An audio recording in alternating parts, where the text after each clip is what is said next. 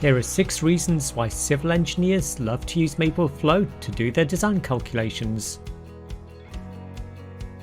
Number 1. The equations you enter look like the equations you would write down on paper and not like programming code. This means your work is readable and easily audited. Number 2.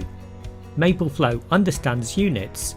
You can define parameters with units and rescale any units in your results. This completely eliminates unit conversion errors. Number 3. The variables palette lists all the parameters that you've defined up to the point where you've clicked. You can also insert parameters from the variables palette just by double-clicking. Number 4. What you see in the worksheet is what you get when you export your worksheet to a PDF, a faithful reproduction of the way you've laid out your calculations and documentation. Number 5.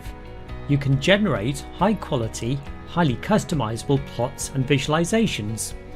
These can be exported to many different formats. And finally, number 6. MapleFlow has a broad, flexible math engine including functions for data analysis, numeric equation solving, symbolic math, and much more.